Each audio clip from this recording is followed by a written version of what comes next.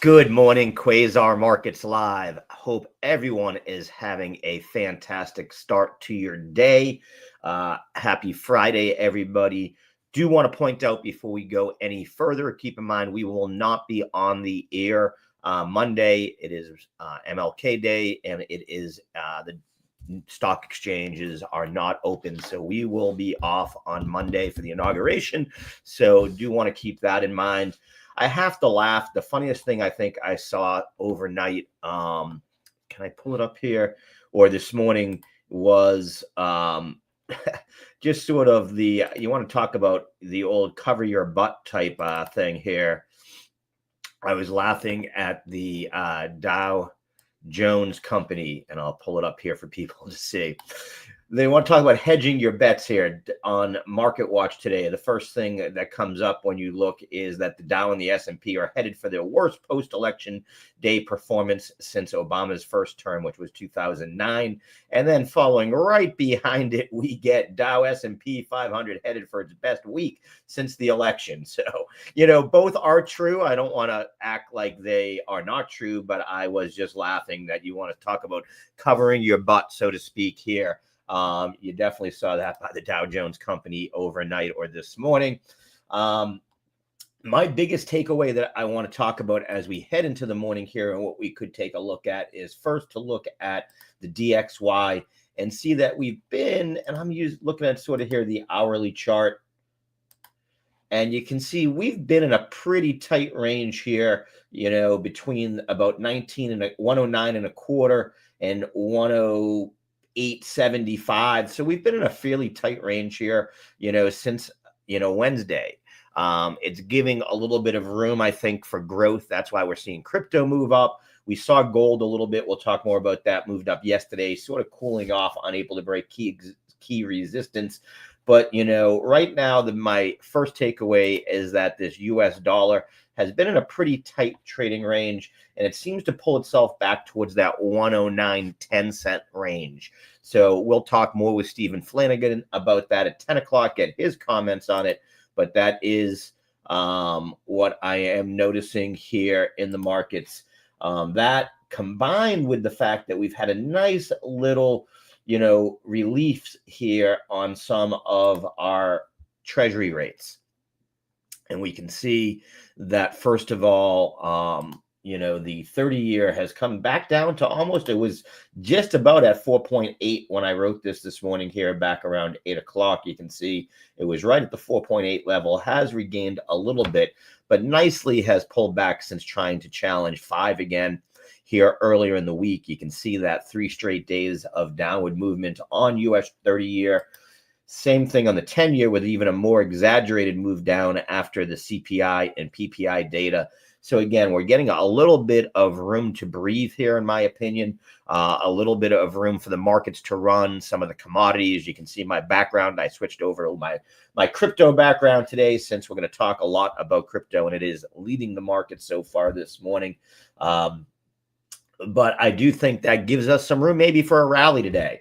I will point out, yesterday I said I thought we would end up in a pretty tight range. It wouldn't be much of a move one way or the other. And we sort of ended up with that. SPY ended up down about 0.2 of a percentage point. NASDAQ down a little bit more than that. But they were pretty much in the ranges of where we opened up, where we closed.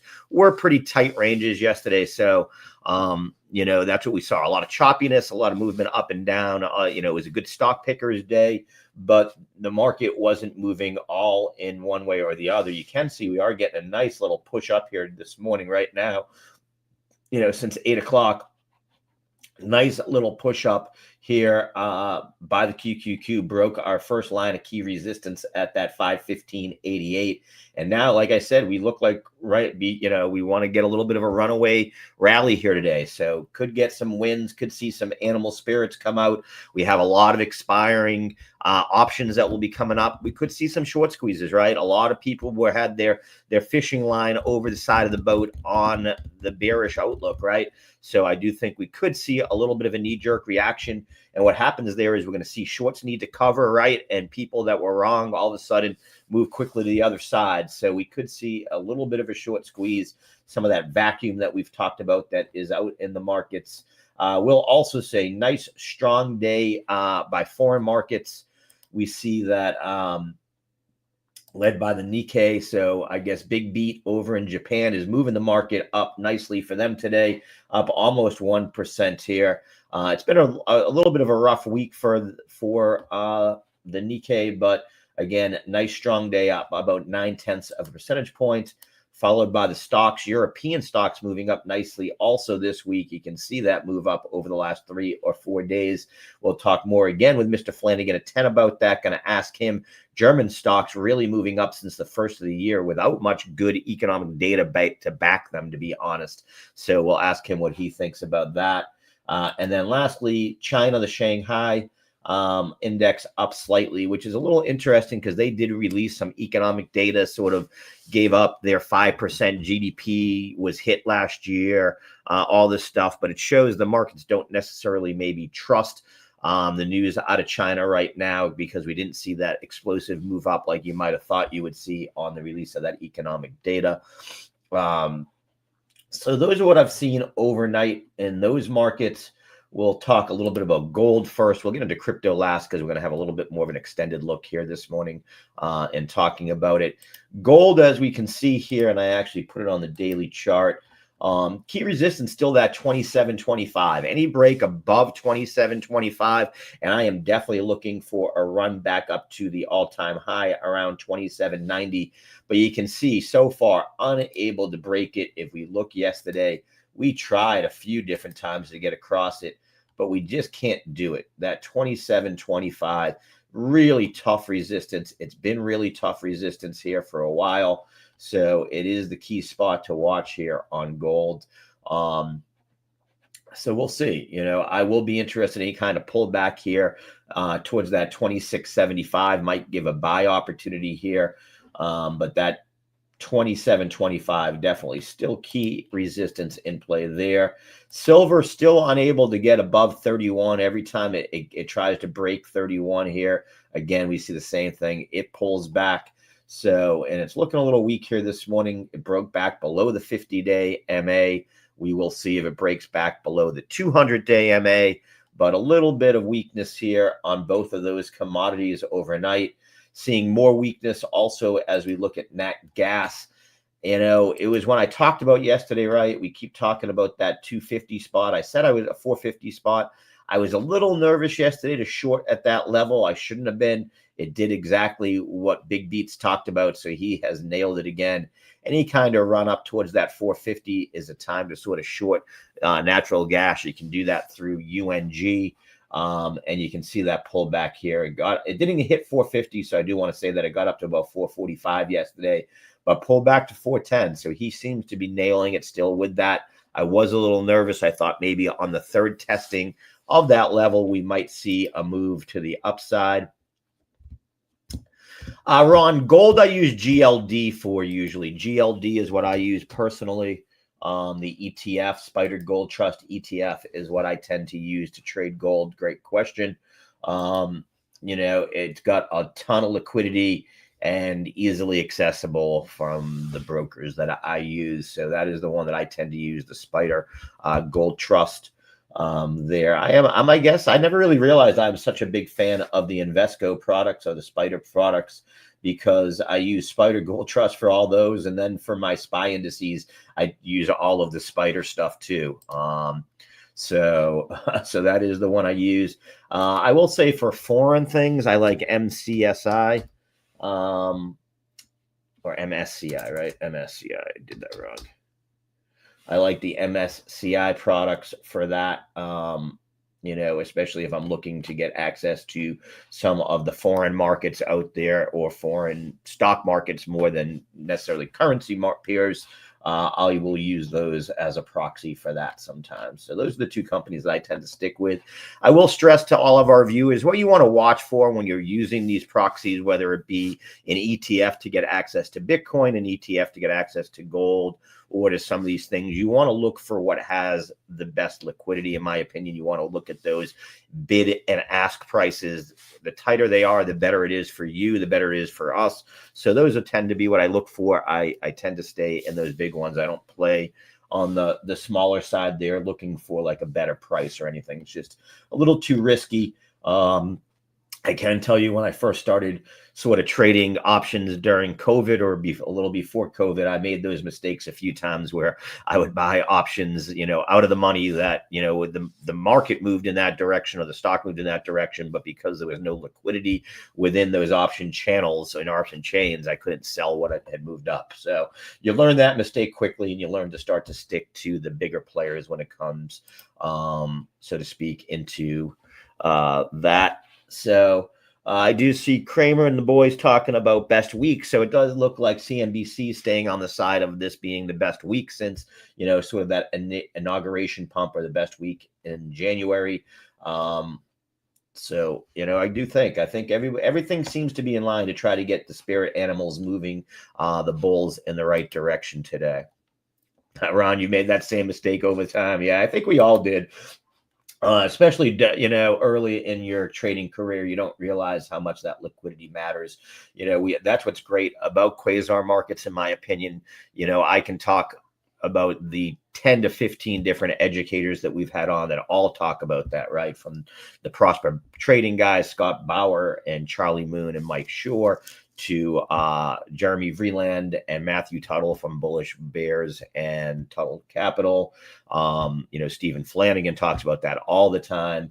Our FX expert, we've had, Dr. Alan Ellman from the Blue Collar Investor talking about that. And even the other day, Bubba from Bubba Trading, Todd Horowitz, another legend in the option world, talking about that. You got to go where liquidity is.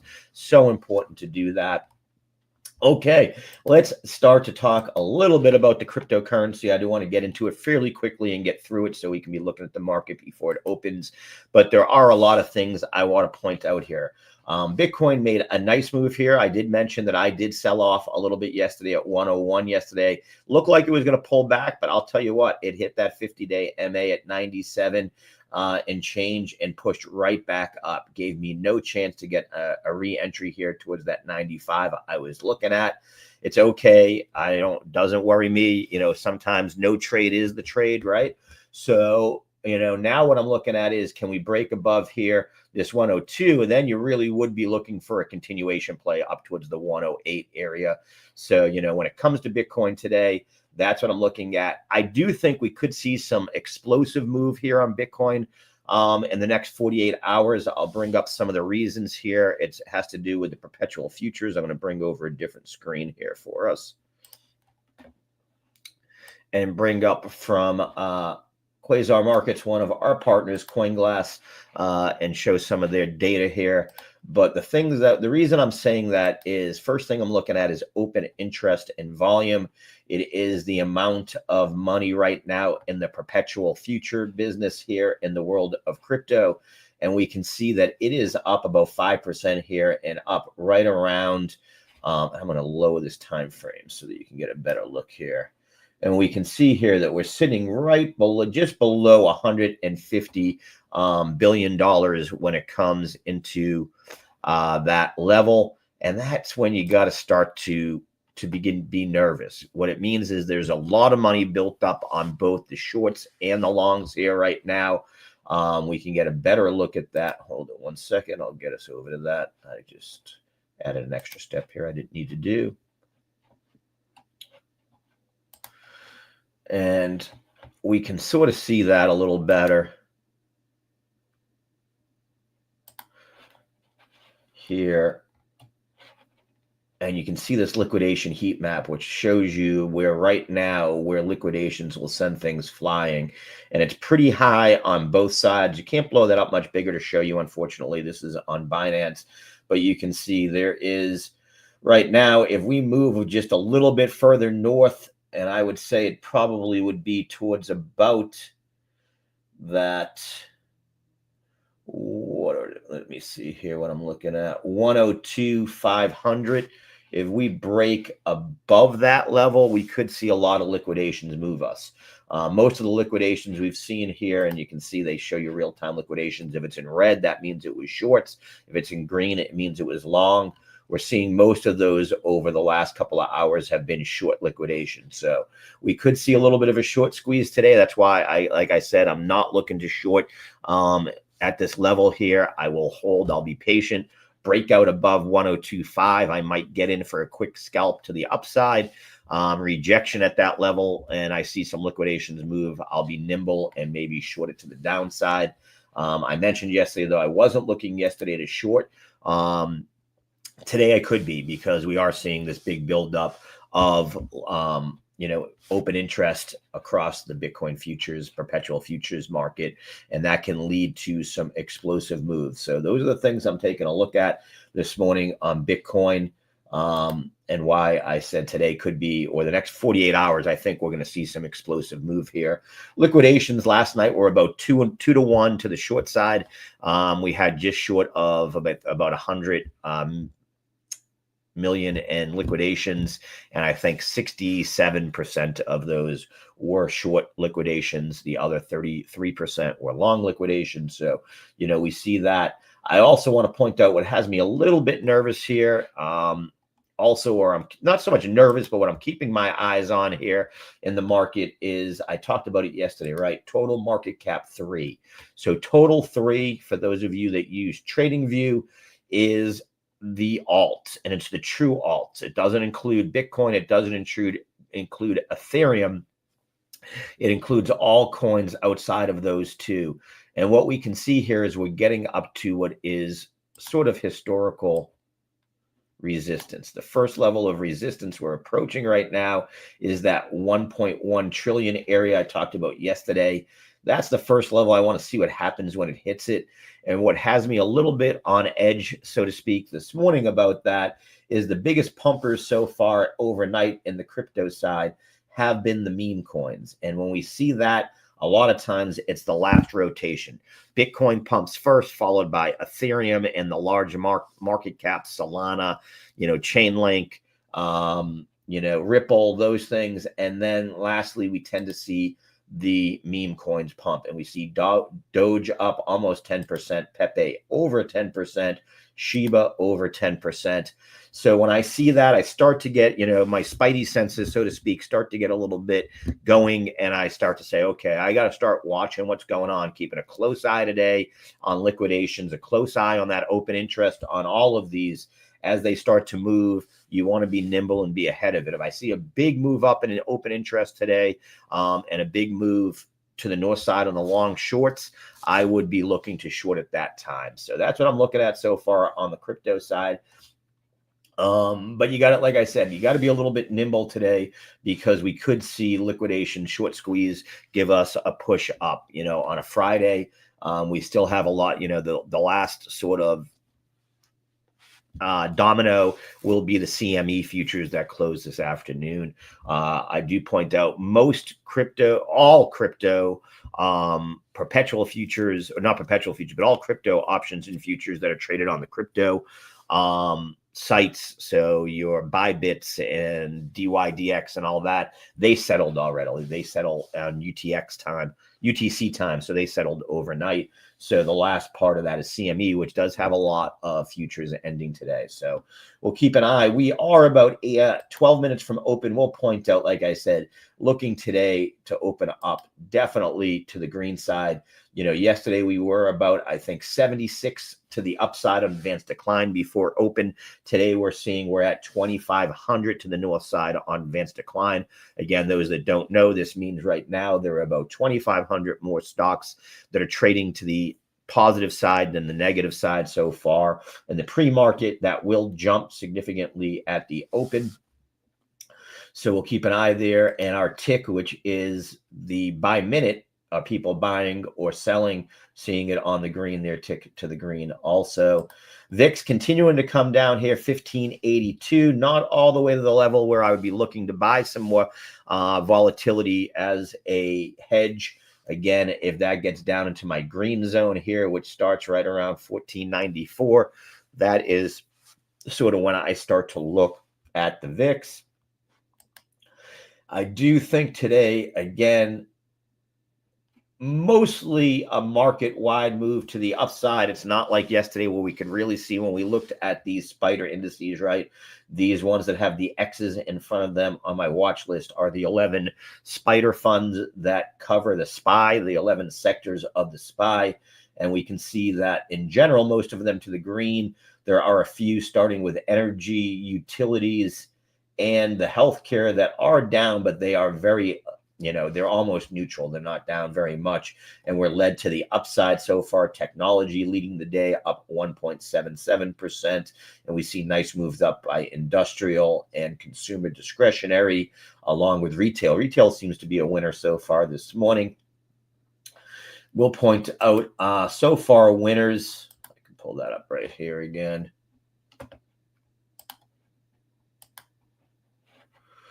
When I break it down by the S&P and the NASDAQ 100, we see big winners today. Intel Corp, again, most of that based upon the news that the Biden administration getting all of that CHIP Act money out as quickly as possible here. So that is moving the needle on Intel.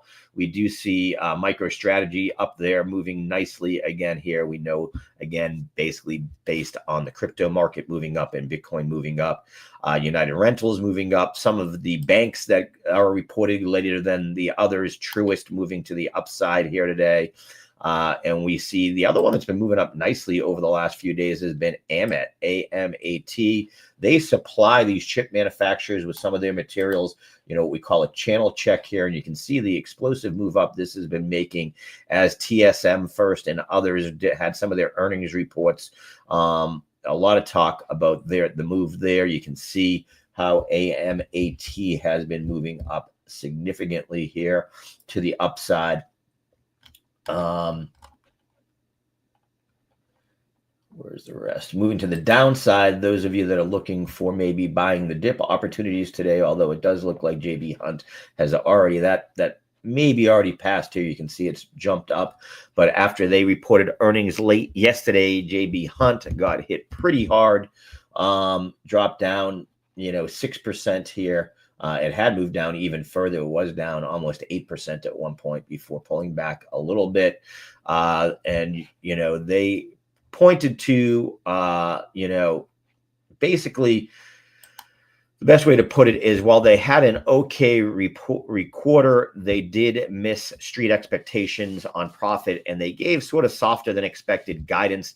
They're not seeing the tailwinds that was expected by some of the other issues with ports and transportation out there. So again, less than stellar earnings move them down. You can see people buying the dip here. I'm not buying this dip yet. It wasn't. Yeah, there's still more there. I'm not buying that dip personally here. There are others I'm looking at. Fastenal was another company that was down here this morning. Hadn't really seen any news that was moving them to the downside except for a price market drop of analyst report from $76 to $74. So not really much of anything that should have been causing the move that we're seeing there, down about 2.6. VST Vista, which moved up nicely yesterday, or had been moving up nicely this week, but now retracing about half of those gains here. Again, a nuclear play utility company there, Vista moving to the downside. If we're taking a look, biggest pre-market gainers that I saw, like I said, Intel, MicroStrategy, Lam Research, Invitation Homes, which is a REIT, AMAT, as I talked about, Truist, SLB, which is a Schlumberger, and MDB, which is MongoDB, one of my favorites for volatility. It's so funny because it really seems to be have been replaced by MicroStrategy as the favorite. For a long time, MongoDB was one of the most volatile stocks in the market and really a favorite for day traders. But it seemed to have lost a little bit of its luster and is sort of gotten replaced by MicroStrategy and some of the others, in my opinion. Some of the laggards, like I said, JB Hunt, Fastenal, Vistra, Cognizant Tech, WW Granger, State Street, another one, Citizens Financial. So we did have a few. Again, I will say it's not been a one-way market on these bank releases. Some of them have come out with less than stellar earnings, and it's being reflected in the movement on these stocks. So I do like to see that it isn't just a general everything up, everything down type of day. So again, I will mention that you want to be a stock picker today, and stay in front of things on that side. On the nuclear side, did see Oklo, one that our man Jeremy Vreeland gave us over from the Bullish Bears a few months ago, that made a great move up here. He had called on this thing back in that 7-8 area. You can see it's made a huge move up since he had that on the watch list. They announced a deal with R Power. They're going to deploy first some natural gas generators, and then moving into their small to medium-sized reactors, SMRs, for nuclear, to power data centers. And Oklo, if you don't know, backed by Sam Altman, so we'll keep an eye there. Seeing here, URI pumping here, URI, United Rentals. Definitely moving to the upside here. That's partly, I would guess, from this new buy rating from Truist Securities with a price target of about 763 here. URI, for those that don't know, United Rentals, they're going to get a big windfall probably, unfortunately, from those LA wildfires. They're a company that lends out huge construction company type materials out there. They're cranes and yep, Ron, absolutely. I saw you posted that in the Slack. Moving significantly the upside here makes a little bit of sense. And you can see since the wildfires sort of started on Friday, the big move up it's taken here. And I'd say you've got pretty good room to that 490 level. If we look at it on the daily chart here, you've got a little bit of resistance right here that you might hit at that 480 level, but it's definitely got room to the upside. And again, the reason is with all this infrastructure stuff that's got to get done there now, and with all the storms we've seen, there's going to be a lot of construction going on. We've seen home builders get a little bit of love. KB Homes earlier this week on their earnings had been moving up. What's that, KBI, right? No. KBH? That would make more sense. There we go. They had made a nice move up on their earnings report. And again, today, seeing a little bit of a move to the upside, about 2%. So home builders in general, there's unfortunately a huge amount of homes that are going to have to get rebuilt. So we've seen that across the boards. In fact, we saw this morning, home builder index came out, or a new home builds, that it was slightly higher. And that has nothing to do with the wildfires, as that is a backward looking number. So again, that's what we'll keep an eye on. Other companies to keep an eye on today, or pumpers today, like I said, MicroStrategy. ASML continuing to get love here, up another 2.5%. So we've seen a nice move up by ASML. I will point out they're getting towards a key area here that I'm keeping an eye on. I want to see what happens as they approach 780, trading at 767. That's going to be the first level of key resistance I'm looking at here in ASML.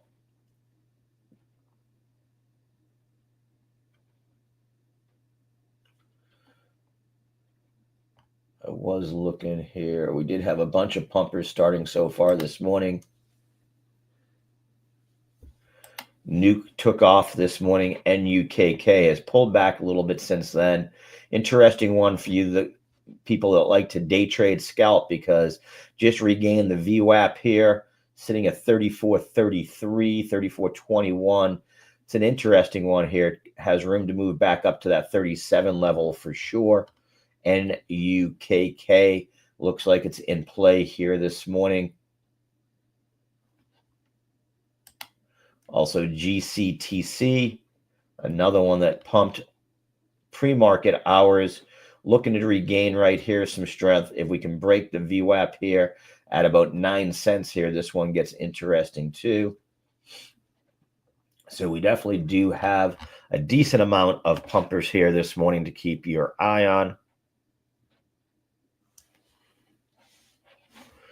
We are 1 minute from the open here. We are getting ready to open. Markets do look like they want to run. QQQ currently up almost 2% in the pre-market. SPY up almost 1%. When we get to the Mag 7, all 7 of them nicely in the green, outside of Apple, which, really got hit yesterday, by the way. Apple seen a nice little rebound here, down 4% yesterday, dragged most of the indices down with it, up about 1.74% here. So we'll see what we get on open. Here we go. We are open. And come on, let's reset here. QQQ's first move to the downside a little bit, so a little bit of profit taken here right off the bat. Tick is positive about 76, so fairly neutral so far. Advanced decline jumps up to 39 once the market opens, so not the huge jump that you might have thought to 45 or almost 5,000 would have let me believe the animal spirits were taking control. But we're seeing that quick move to the downside getting bought up here. So let's see what we get. SPY's first move, again, moving to the downside a little bit here.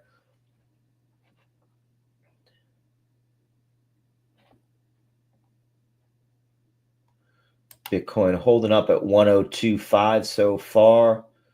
VIX has moved up slightly here on the open. Tick is going negative here, slightly seeing the tick go slightly negative, so we'll keep an eye quickly here on what moves there. Let's see what's going on with DXY and then indices. DXI staying at that 109.20 level.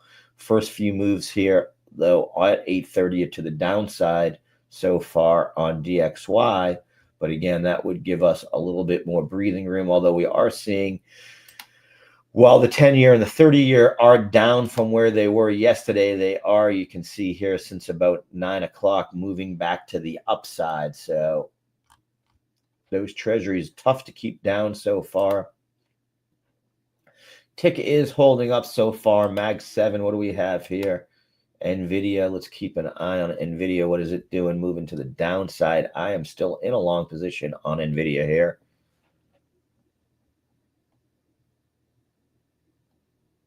First moves to the downside.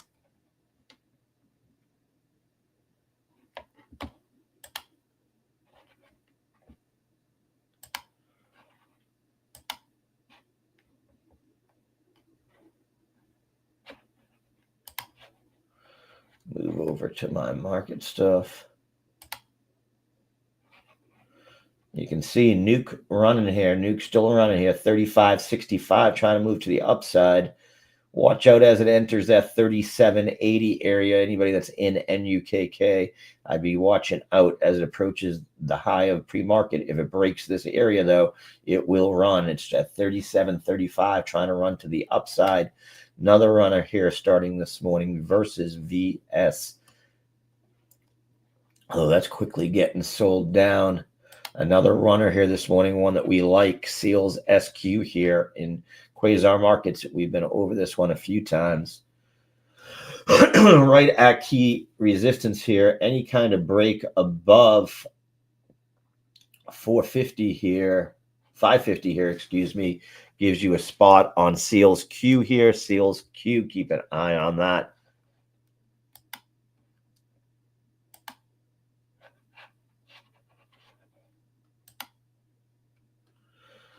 Tick is slightly negative. Advanced decline, though, moving to the upside. We now see almost 4,000 stocks to the positive so far. VIX is approaching 16, back up to 16.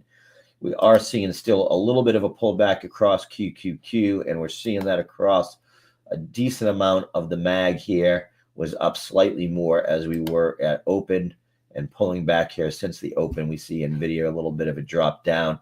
Had hit almost 137, now back at just below 136. Apple pulling back a little bit here again after hitting a high at 232.27. And it does look like all the Mag 7 sort of looking very similar, topping out right at that 930 mark here and pulling back over the last 5 minutes or so. So our first moves are to the downside here, pretty much across the board on the mag. Tesla is the only thing bucking that trend, still moving to the upside, or at 2.37.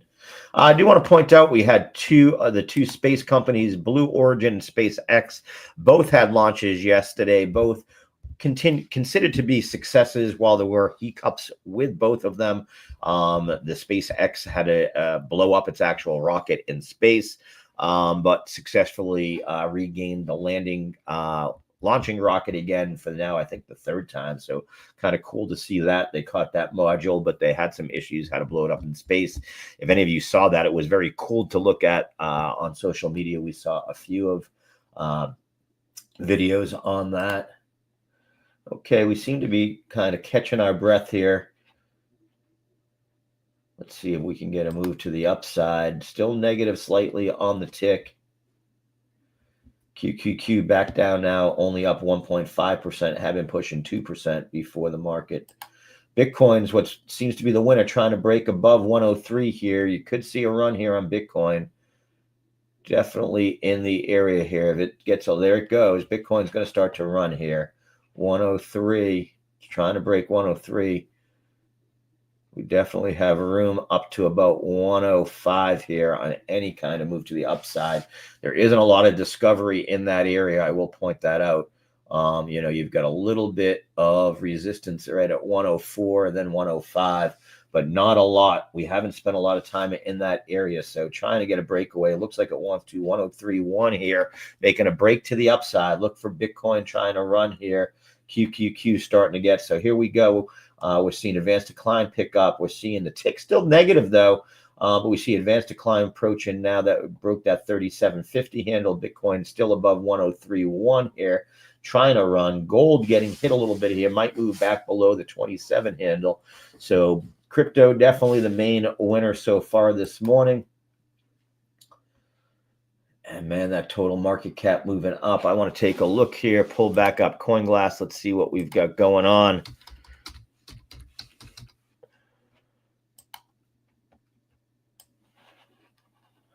Take a quick look here and see if we've got a big move going one way or the other in open interest.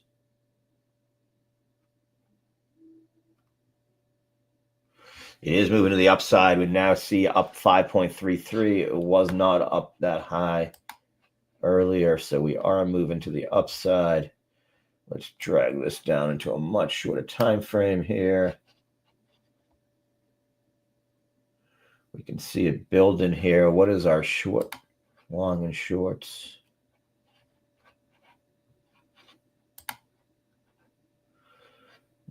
Do I still have my login here? Hold on one second.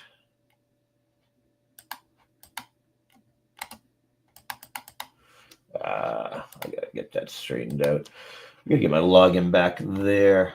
So we can break 103. We're back below 103. So far that is the level 103 to keep a quick eye on here.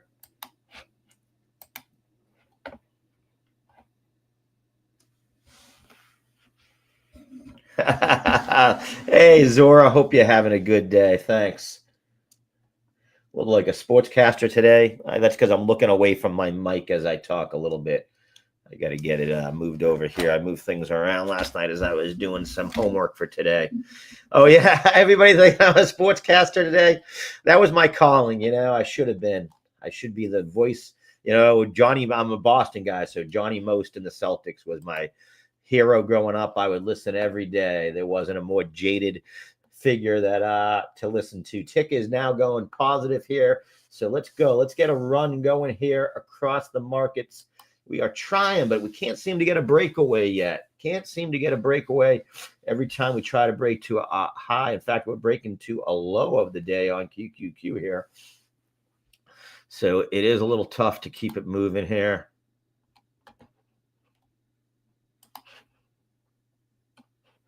Let's take a look at what we got going on with the pumpers here this morning.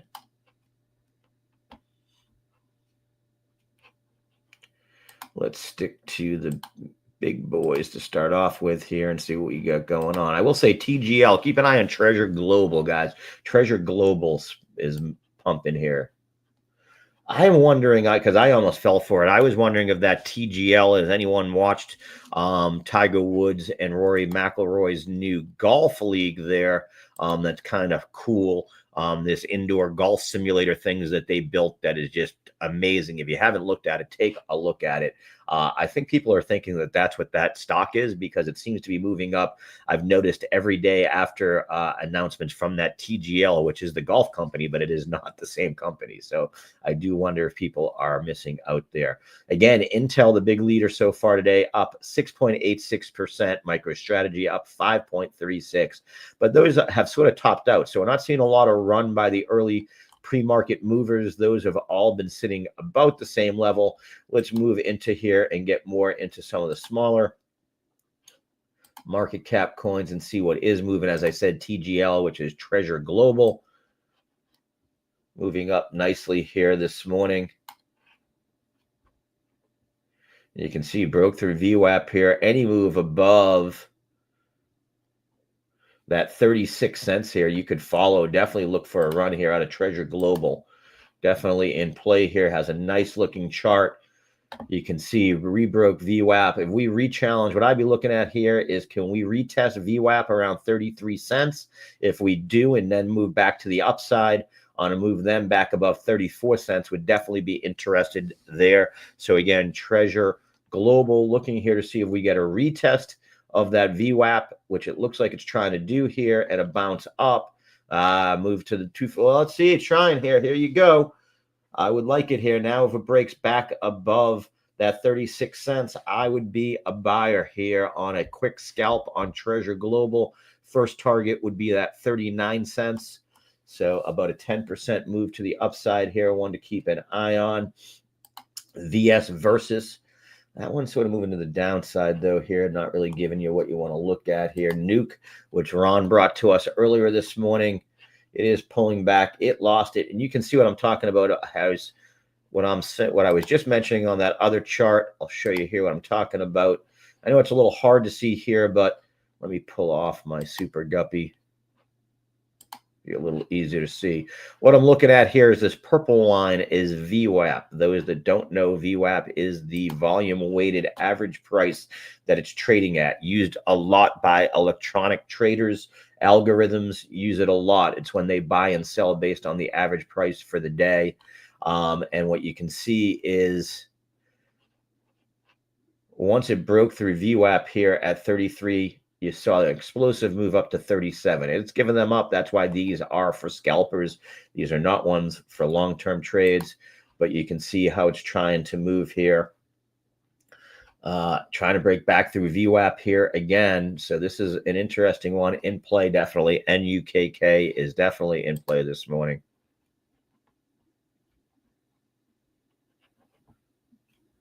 Absolutely. I do think, emotions will be high, as Mr. Flanagan just pointed out in our chat. And yeah, I think you're going to see some weak hands here today. I also think there's a lot of short covering you could see on any move to the upside. So I do think there is a definite, there will be a definite attempt by the bulls to keep any kind of moves to the upside going here, but it's going to be tough to do. They're going to try to get those shorts to cover as we get closer to expiry here today, especially on the 0 DTEs. So that's what the game is playing. There'll be lots of news cycle today to keep an eye on everybody, because we'll have all the news of the Senate committee hearings, everything about what the current administration is doing before they leave office and what the new administration wants to do as they take hold of office. So keep, be very, very, very nimble. I can tell you personally, I will be flat outside of my NVIDIA trade on the stock side going into the inauguration. I don't know that I don't want to say we'll definitely see a sell the news come, Monday, Tuesday, but it's just that 3-day weekend. I'm going to I'm going to be fairly neutral going into that on that side. So definitely what I'm looking at. Bitcoin can't get above 103. So we saw that first attempt here. Again, I'm not nervous yet. I wouldn't be shorting yet. If I see another attempt here to break that 103, get rejected, that was really the first attempt this morning. I see another attempt here. That's when I would start to get nervous. But the first attempt to break 103, you can see rejected pretty handedly so far. So that's the level to keep an eye on here. You could convince me, like I said, I normally would not short Bitcoin, but you could convince me today with all the open interest out there. We could see longs get hurt here. There's been a big move in the last 24 hours, about 4% to the upside, where 4% more people are opening up long positions versus short position on the Bitcoin futures, and it can lead to explosive moves of liquidation. So we'll be keeping an eye here.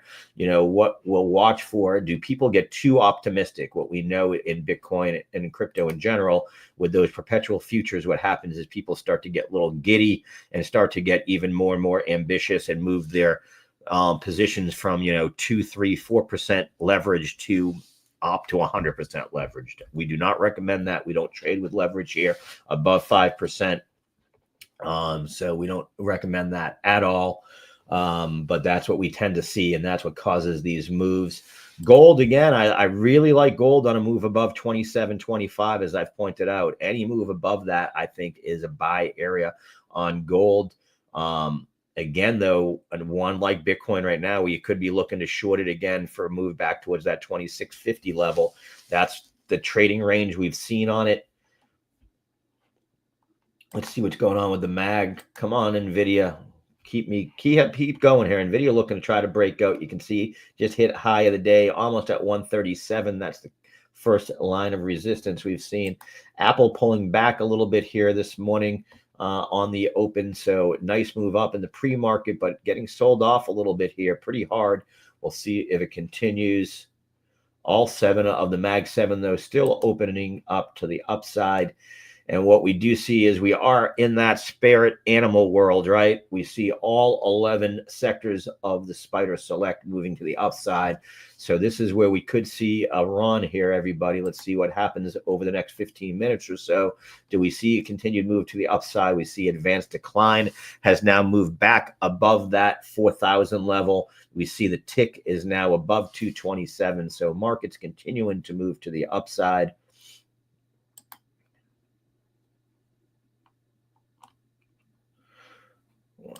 Wanted to see here. So JB Hunt, that's what I mentioned. It didn't seem like that I was a buyer yet this morning. I want to see how it plays out here. I want to see if it can retest that 164 level or so, 165, any kind of drop there. I might look for something there on a bounce. Intel, some of the things moving to the upside here. Very interested at shorting Intel here at that 50-day level at 22 or so. So any kind of move here on 22, I might look to short Intel here.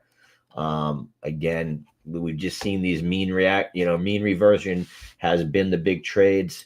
And the runaways, VS moving to the upsides, not taken off. None of them. Nuke's not taken off, up 60%. I don't want to say that like it's not anything good, but it didn't make that move, failed to break to that new all-time high there, or to that daily high, and now rejected. So those are not a runners. TGL looks to be the runner still. TGL here trying to run any move above that 36 cents, like I said. So you could definitely, I would have been in this, again, when I'm solo, it's hard for me to trade and do this, but I would be in this trade at the 36 cents, like I talked about, once it broke that level. Not moving in the way I would want right now, but that's what I would definitely would have re-entered that right at that 36 level here. So let's see what it does. Can we get a break here above that 38.80 level or so?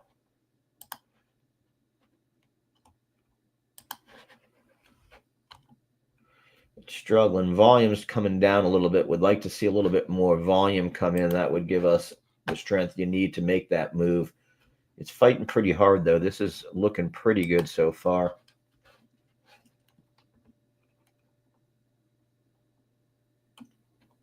Not really seeing anything else move that tremendously so far. What's XHG? That's challenging VWAP. This is another one in that same area, right? Regain VWAP. Been testing it here, looking to make a move. This is an interesting one because it broke above $1 earlier this morning, as we know that when they break those dollars, we see some explosive runs. So again, this is XHG here looking to make a run. Has a nice looking chart here after it breaks VWAP.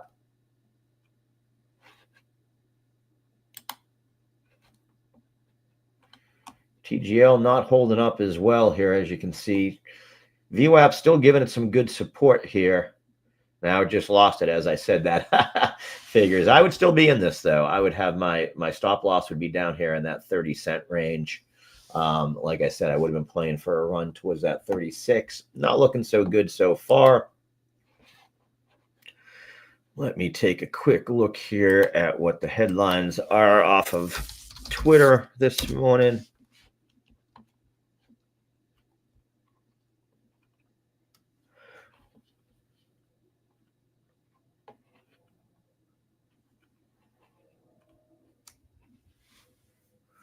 Do see overseas in the UK, Octopus Energy has overtaken British Gas as the UK's largest energy supplier.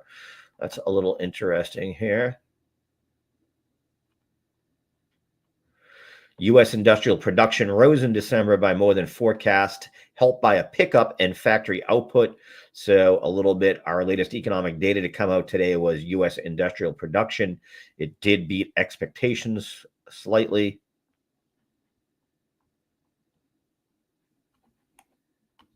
That's an interesting one. In the oil fields, OPEC share in India's annual oil imports rose after an 8-year drop. We know that India had been one of the main countries buying Russian oil over the last couple of years, which sort of circumvented those rules and regulations and stuff put in by the U.S.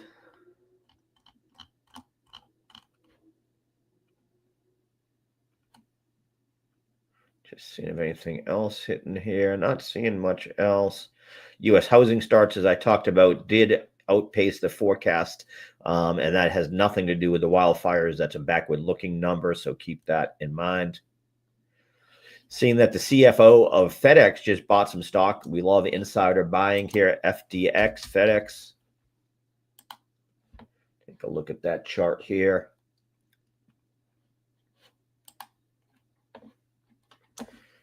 Get you that insider buy here in 1 second, let you know.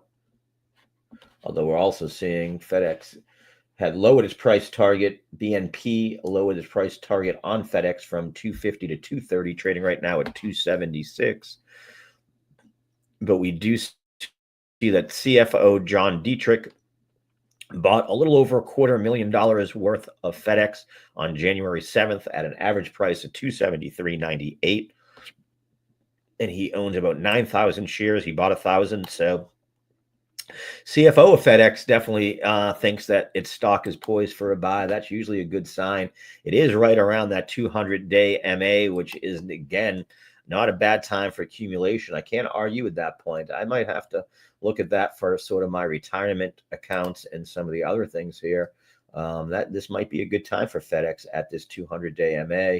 I think I like it better at that 270 level. You can see the green support right around 270. But, if the CFO is buying, that's a good insight there. I do like that. So would take a look there, maybe see what's going on. We'll say Brown-Forman. I didn't talk about that. Really has been getting hit here since their earnings report. They laid off a bunch of people, seeing it finally bottom out and move back to the upside. Brown-Forman, the company behind Jack Daniel's whiskey and many others, definitely has been underperforming, down almost 50% from its 52-week high that it set last year. It's almost 61. Company I like, but I don't think I'm a buyer in the liquor industry right now. There definitely some headwinds for the liquor industry. A lot of import tariffs tend to hit wine and spirits, one of the markets that seem to get hit hard by tariffs. And we're also just seeing consumption down as cannabis gets legalized in more and more states. We have seen that drinking numbers have come down, and I've seen that in the restaurant businesses for sure. So one to keep an eye on. MicroStrategy back up about 6% here, 389. I had pointed out I like buying that at 348 the other day. So if anyone followed it in that was a good price. We're at 388. I do like it for a run up to 400 here. 400 has been a hard spot for it to get across. When it breaks 400, it hasn't every time that it's broken 400 run to 425. So do keep that in mind. Any break of 400 by MicroStrategy should give you a run towards that 440 if we look at past as a harbinger of the future. Constellation Energy, we know, has made that big run up since they announced that they were buying Calpine, pulling back a little bit here today, right back to where that measured move was that it made up here. So we're at an interesting spot here. Question is, do we see it an undercut and rally, or does it continue to run? Seeing the Chinese names getting some love here. I talked about that earlier this morning. China came out with numbers that their GDP was, everything was hunky-dory and rising in the right direction. So we see BABA up almost 5% here this morning. Let's get to this watch list, is where I have all the others. Baidu up about 3% here this morning. JD up almost 10%. So again, I did mention this, right, that I liked, China to see a pump. I would be selling into this move up by some of these today personally, but nice move up by the Chinese names today. NIO up about 4%. So we are seeing that across the board.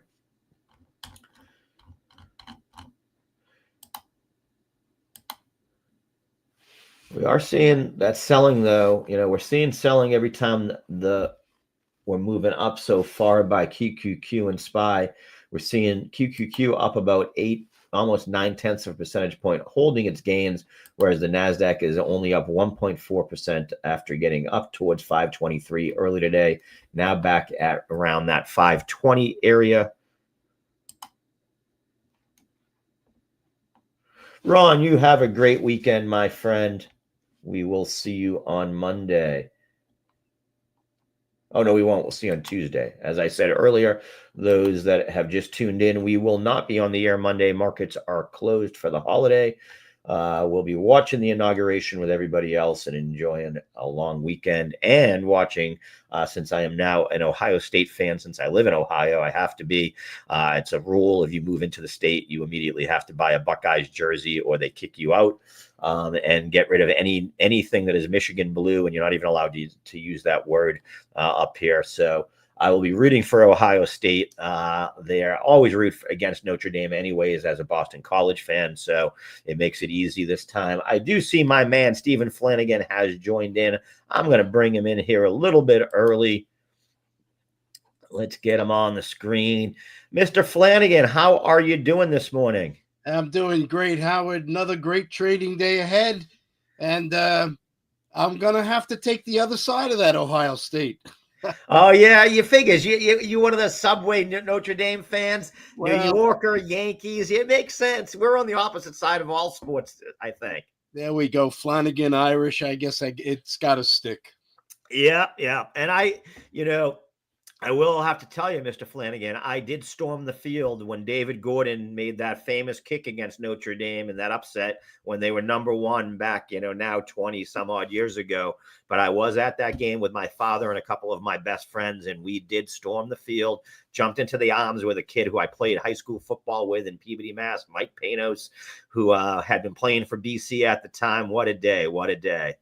Were those the days when they used to take down the goalposts at the end of the game? Yeah, when they still did that. You didn't do it on the road. We were on the road, but BC, that was they had, if you remember, the week before they had beaten Florida State and the big convict versus the Catholics, that whole huge thing that was going on, and they became number one, and we went in and beat them. So it was a fun day. Let's get back into the world of finance. So, I don't say this often. It seems like a quiet day in the world of the Dixie. It is a quiet day right now because I think everybody in foreign exchange is on hold.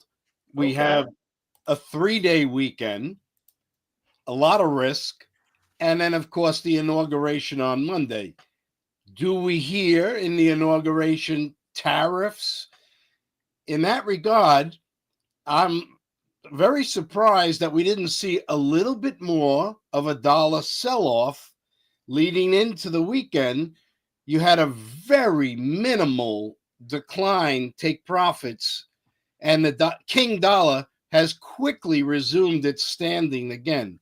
Yeah, that's what I was going to ask you. I would have, I thought we'd see, a little bit of profit taking, just everybody being scared to sell the news, right? That's right. And the one thing that I think the currency markets have kind of hit a paralysis here. And if you listened to the Treasury Secretary nominee Bessent speaking yesterday, I think what he said was what everybody, at least what you and I've been saying now for quite some time. China is in a recession, if not a depression. And what was funny is he said that the same day, if you notice, China came out and announced economic data that no, we're not. We're up 5%. We're outpacing you. Yeah. But you're not buying that one for $1? Well, what he said underscored what we all have in the financial markets really believed, and that is the numbers out of China cannot truly be believed. Right. And I have talked to you for quite some time about what is the deficit in China. And what I think Bessent has actually acknowledged is markets basically feel that the China deficit, were it to include everything that's part of its federal government, would be in excess of 50 trillion, which would dwarf the United States' deficit. Right. But the facts don't show that. The numbers show much, much lower than that. So what I think is that he has highlighted what we need to look for on Monday, and that is China is exposed after just a few days ago reporting a 21% increase in their trade surplus to a record $992 billion globally. That's how their economy is perhaps staying just above the lifeline. And what I think he has quickly put us on notice, it's not going to take much here to tip them. Therefore, the U.S. is probably in, if not the world, a very good negotiating point with China. So that's a good thing to really look forward to. Absolutely. The other thing I noticed, treasuries, although they started to pick up a little bit here this morning, they had continued to cool off. And that, I think also another thing might give a little bit of breath to the, a little bit of breathing room to some of the markets today is what I was hoping. Right. Again, when everybody's on one side of the boat fishing, we quickly switch and throw a hook in on the other side. Interest rates are going up, inflation. The Fed they actually were talking about the Fed raising rates. How quickly that story has changed. But despite it all, let's keep us on currencies. Yep. Of the dollar index here, 109 and a quarter roughly. I still look for the 108.60 was the low this week. I thought we could have got lower. The high is 110.18. I think the king dollar will be pushing through the 118.20 level next week, and sky's the limit. I am forecasting, as you know, that I think we could see up as high as 114.5, 115 before perhaps some breathing room comes in. Underbelly of the dollar index is the euro dollar, which is at 102.65. Its recent low, 102.21. Look, the euro dollar is already broken, and parity is ahead of us. And I think that my target would be 98.50. Another strong component is sterling. You saw their retail sales were horrible, minus 0.3. Suddenly, they're all talking about cutting rates. We've been on this for months. The UK missed its opportunity to go 0.5% two meetings ago. Yeah, you were all over that. They could have led. They were leading Europe in the right direction, or were ahead of Europe, and now they put themselves back at parity. It seems like. And they haven't even felt the sting of the budget that they're passing, which immediately has tax increases, user fees that all go up throughout. Yes, they have stimulus, but the stimulus isn't baked in for 1 to 2 years down the road. So the initial impact is a weakening. And we talked about the mortgage rates in the UK and the bite it's going to take out of the consumer.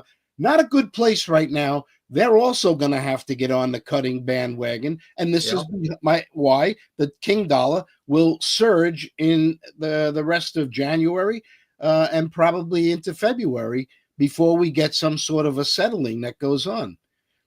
I did notice that the MEX USD picked up pretty big here today, up almost 0.6 of a percentage point. Was that based on any news, or you just think it's more? Well, I like the dollar MEX. It's still a 10% currency, but we highlighted 20.88. That's the point on the top side. If you see that break, that's going to have some significant impact in the global marketplace, which is why I emphasize keep currencies on your desktop, no matter what financial instrument you're trading. The world has parked themselves in MEX because Right. it's 10% interest rate in a world that's declining interest rates. It's provided the currency maintains this equilibrium zone. If we break 2088, it's going to open up a topside play, which is going to spill out across the marketplaces because when you're holding MEX, there's another side to the trade, Right. right? So this is something to watch carefully. The one I want to put on your radar is dollar yen. Next week, Bank of Japan starts off the major central banks meetings on the 24th. So that'll be Thursday, late evening, probably around midnight, into a Friday in Asia trading. And suddenly we're beginning to see more and more people saying, it's possible they could raise rates. A break of the 155 level in the dollar yen is going to target 152 and down as low as 150.80. So that's one I want to keep on the scale here. I still love the king dollar. If you don't want to play a dollar yen short position, you can be long yen and short the euro or long yen and short sterling. Those are very actively traded pairs. Absolutely.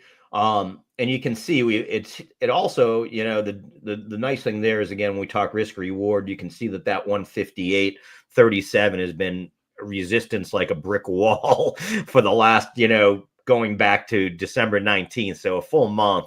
So that's what I love to see too, is that when you talk about these is, your downside, your expected move range there is much more in our favor to the downside than it is to the upside. Excellent risk management. You know where you're wrong if it goes up, right? Yep, Very simple. absolutely. We want to talk about that. I will say tick is moving slightly positive, but we're still pretty flat across the markets. Bitcoin, though, I did talk about that. Just as, like I said, if it breaks, it's going to go towards that 104, 105. It's already done it. It's gone up as high as 103.941 here this morning. This is liquidation based. You're going to see a run here to that 104 without a doubt. And you got a good chance to see it make a run back towards that 105, 106 level here on liquidations, as long as traders don't get too overconfident, and what I mean there is if they start loading up the leverage to the north side on those trades, and we could see that break to the south side. But I don't want to interrupt you there because it is getting to the key level I pointed out earlier this morning. Well, a currency trader's question to the crypto trader is, I saw some things on Twitter or X where they're talking about this new administration having a U.S.-based crypto reserve. I believe that'd be a mistake, personally. Okay. Okay. You know what I mean? I do think Bitcoin should definitely be in the reserve. I think from there it gets a little bit more, and for a couple of reasons. I'm a true libertarian when it comes to the crypto aspect. The reason I love crypto is that we don't need intermediaries and the government shouldn't control it. If they start to buy those alts, they start to control that market too much. In other words, the US government, even they're not going to control the Bitcoin market to the point of, manipulation that I don't want to see by a big nation market. In those smaller ones, they could really move that needle significantly. There are a couple I'd be okay with it that sort of working, and I'd also have an argument that which ones are really U.S. based and which ones aren't. Everybody fled the U.S. during the last 4 years, so while they might have be U.S. citizens that started them, most of them are incorporated. Because the one that people bring up a lot is Cardano, ADA. Charles Hawkinson has been close to Elon Musk, so he's sort of tied in there. His company is called IOHK, Hong Kong Input Output. He formed his company in Hong Kong because of the terrible laws here in the US. So is it a US based crypto or not? But I do, that's one of those that I'd be selling the news personally. Okay. Well, the longer you and I talk, the more our conversations will be merging on paths. Because I do believe that to be very true. And I do think that we're going, as we've talked about, about it, and you have been a proponent of it, is blockchain technology is pushing other markets to close transactions with finality quicker and quicker. And that's what we want to see, right? We don't want T+2, even T+1. We need to get this stuff to keep in mind, currencies were T+2 just until 6 months ago when they moved to some of the currencies to a T+1 environment. But there's still, and it does present us with a bit of a complexity, given the fact that, remember, there's $7.5 trillion trades in one currency day. And how do you fund? Because at 3 o'clock in New York in an afternoon, New Zealand is already working on its next day. Well, I'll tell you how you fund it. It's funded through everything's on a blockchain. It's tokenized. Real world assets are tokenized on a blockchain, like we see BlackRock doing with their U.S. Treasury funds. And we see other countries in Switzerland starting to move to these facts. And that's why treasuries are settling quicker, in a lot of countries, quite honestly, is they're starting to use blockchain technology. It's hard to do. I'm with you. It's not as easy as I make it sound. And we're not there yet, but I will point out we just broke above 104.1 on Bitcoin here. That run was pretty easy to see based upon what we had going on in the markets there. But what we're talking about is happy days ahead. And because there's going to be tremendous innovations that come through these technology advancements that quickly come in, because the first place that these technology advances come is in the financial markets. Absolutely. And that's what we've seen. More automation, more algorithms, all this play out, electronic trading, which you are so familiar with, with your background at JP Morgan in it. But that is where the markets are moving. And as you know, it's only better for the market, right? Price discovery, having the smallest ask bid prices. I brought it up earlier this morning, and you could talk more to that, especially is someone asked me, how would you trade gold? And I said, for me, I just use GLD because it's so liquid. You want to be where there's liquidity. I made so many mistakes as an early trader buying options in an option chain where there was no liquidity. And then the stock moved, and why can't I sell my option? It should be selling at X. Well, no one's buying it. The transparency to the options market will be something that develops very big in this coming year, because every one of us knows you've had an option position on that you've waken up gone, yeah, I've scored, and you've been like, hey, how come that price isn't showing that? Yeah, I do think that is going to be something we see this year. Like you said, I think we're going to see a lot more in that action. I will point out that I've been impressed in general with what I've seen out of Bassett and so far, and what he had to say yesterday. I think, it's a great move from, anything that, let's put it this way. You could put me and you in charge of the Treasury at this point, and after following Janet Yellen, we're going to look like rock stars. And I do think that he has a very even-keeled look at what we need to do and understands that the biggest problem is the deficit. It isn't necessarily other parts. It's we got to correct that deficit. And you heard his answers. This is a very fact-based group that's coming in. When he was questioned on green technology and the move perhaps away, he quickly said, Senator, are you aware that China will be bringing to market 100 coal-producing plants this coming year?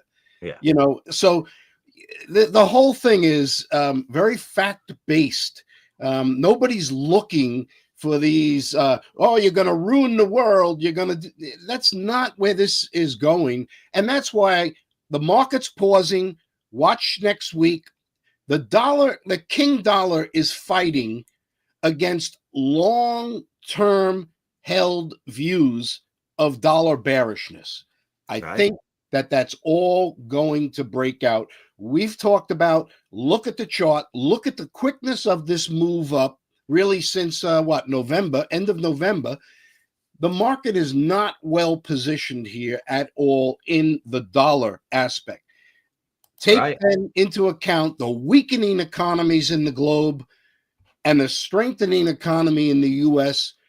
Money is moving into the dollar, and this is what is behind my king dollar theory. Not so much a dollar play, but more a de facto, a Right. default. The rest of the world just isn't doing anything that's exciting us. Every time we think we get, an area like we were fairly positive on the UK a month ago that they were primed. If they made the right decisions to push their markets up, they made the wrong decision, and that was the end of that. So We're hoping Japan does the right decision next week, and that moves that market in the right direction. Right. But we've seen too many missteps lately by these central banks. So next week is kind of like a free-for-all market, where I think things could really come up. I heard you even talking about that as well earlier. But central banks is Bank of Japan at the end of the week, tech earnings next week, and then the following week, here comes the Fed, the ECB. So this is a good period ahead. Absolutely. I am wary going into the election. Sell the news. Like I said, I'll be pretty neutral going into it. Crypto, I'm not sure which way I'll go. I will say DXY just took a pretty big hit here, under 109 now here this morning. Has gone down over the last 20 minutes pretty quickly. Again, that explosive moves that we see within it. I want to take a quick look at treasuries here. Not much of a move there. We still see the 10-year below 4.6. I do think that we have a lot in play next week. I think that the tech earnings, are going to be key. I think economic data, while it's made quick reactions to the market because of it, it hasn't had any lasting effect, right? What's had lasting effect so far has been great bank earnings, right? Banks have been moving up. It might be a little bit more, and it's been a stock pickers. Not every bank's moving up. Today, Truist had good earnings and they moved up. PNC had bad earnings yesterday. They moved down. So we are seeing, I like to see that the markets are acting rationally to earnings results. I think you got to read in. I do think more important, again, don't be so hell-bent to look at the past figures. Listen to forward guidance. That's what's moving the market. If you looked at JB Hunt, they had a pretty good earnings. They had a one-time impairment that made them miss their street estimates, but they would have been above them without it. What hurt the market was their forward guidance was soft, and then they were down 5%. Precisely the thing that we've been talking about that is lacking from our central banks. They are no longer in the forward guidance field. So they're leaving it up to the markets. In an electronic marketplace, if you're going to leave it to the marketplace, get ready for rapid adjustments that are going to occur. Yeah, you can't argue with that. Yep. It's just played out time after time again. Yep. We're trying to move up today. So spirit animals are trying to take over. Bitcoin is struggling to make that next move up here, 104,300. Mr. Flanagan, thank you, like always, for coming in and spreading your knowledge to the Quasar Market viewers. Again, Forex peers are so important to what we do.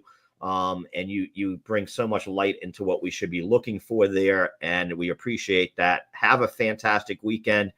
Go Buckeyes. All right, good, Howard. Have a great weekend to the viewers, and don't forget, money moves first. Absolutely.